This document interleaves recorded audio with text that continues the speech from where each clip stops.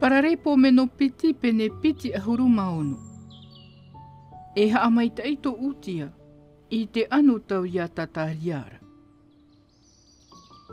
Warawea e rato yu tātua ia utia, ho e ahuru maono o na mataiti, e waf aar ia e reiana, e I mono I tana metua ia amatiara.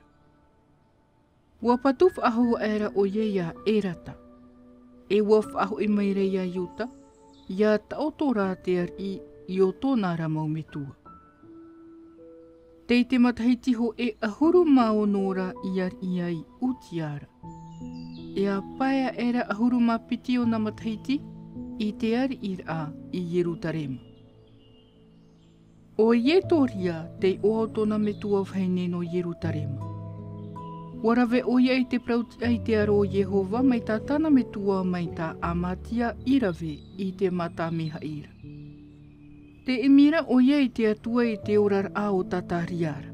Te I te ora mau te atuara. E te emira o ia Jehovara, te hor o maira te atua I te maita I nona. Wa haere atura o ia e wa aro atura I te whiriteti.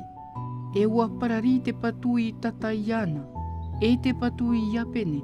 E te patu I atatota. E wa patu aho I te mau oire api.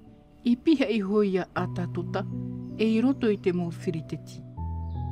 Wa tautoro meira te atua ia nei te rawer ai te whiriteti. E te rawer aho I to arapia. Te I parhei I tura paara. E te ati me huni atoa. E wa hopoi mai te ati amona I te tau ana utia. E wa tairua to nei oai te tomor atu I ai whitira. Wa eta rua hoi oia. Wa patui hora hoi utia I te pare I Yerutarema. I te uputai I te hitira, e te uputai I te peora, e te mauporo I taua patura, e waf a eta ho I taua mau wahira. Wa patu hoi o iei te pare I te me te para, e rawera hei te ap o pape I ohia. E pua atoror hei hoi tāna, I te mau pehora, e te mau wahi papu atoa, e te wha apu whenua, e te tope vine, in ei te moa, e in ea I tarimera. E ohi pāau ia nāna. E rawera hei tā utia ta atatamai, o te haere pupu noa atamai ai. O te pap e hia e te pap I prau e ieiera, e te tawanara e maateia. Te te atira te ar ira te ia hanania te parau e tai ai. Te whea matahia poi te tei ora, e piti ia tautani, e ono hanere, e whea aitoan e. E oraro ai te reirara, e nuuat o iai toru hanere mahitu I te tautani. E paiho I hanere te hapa, e aro tama ian e nuurahi, e tauturu I te ar I tona enemi. Wa imi hora utia I te mauha ana rato, na tauan uat oara, I te paruru, e te maihae, e te taupo, e te ahu tamai, e te whana, e te maa ofai. Wa hamani hora o ia I te rawe ai imihi ai te whea paari, at uai in ei te mau pari, e in ei te mau wahi paruruhiara, e pe ai ho I te ohe, e te ofai rahi. Tu ia tura tonaru o I te mau whenua atoa, I turuhia mai hoi o iei taua mau rawe ara, e eta no atura hoi oia. Eta aerara o iara. Wa te o era e poe atura. Warawe hoi o iei te harai tōna atua ia Jehovara. Wa haere hoi o iei roto I te hiero o Jehova. E tutui te mean oanoa, in ei te whata mean oanoara. Wa e atura ataria tahu aiana. Oia e nā tahu ana Jehova e vau ahuru, e whea aitoan e. Wa patu e atura rato I tawari ira ia utia e wa prawatura.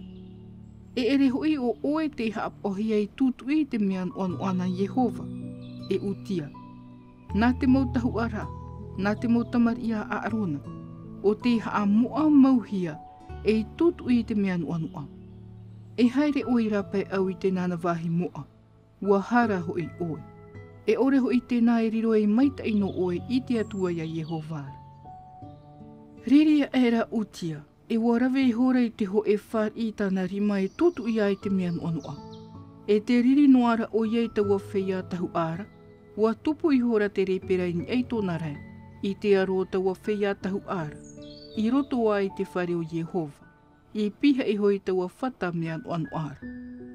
Wahi o atura te tahu ara hira o Ataria, e te mo tahu atu ara I ana. E inaha, wa repera hia tōna rai. Wa tute atura ratou ia nei rapai. E waru atu aho I o iei hoi te haere I rapai no te mea warawehia o ia e Jehova. Riro atura tauar I raho utia e repera. E tēno atura I te mahane pohe aira. E waparahi repera no airo toi te ho e whare e. Ua whaat a e hia hoi o iei te whare o Jehova. Riro atura te tamar ira o Iotama. E ni eia I te utua whare o te ari, I te whaur ai te prau I te mo taata no taua whenuara. E te toe au te mo prau a utia, te imua e te imuri, ua papa e hia ia e ita ia perofeta a amotara.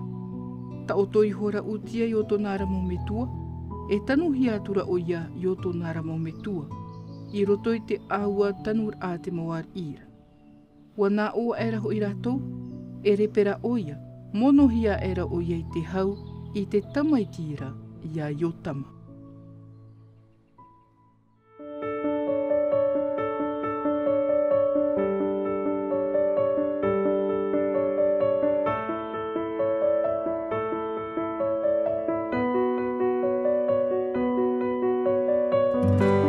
C'était votre lecture quotidienne de la Bible en langue tahitienne proposée par le Centre Média Adventiste, disponible en replay sur cma.adventiste.pf.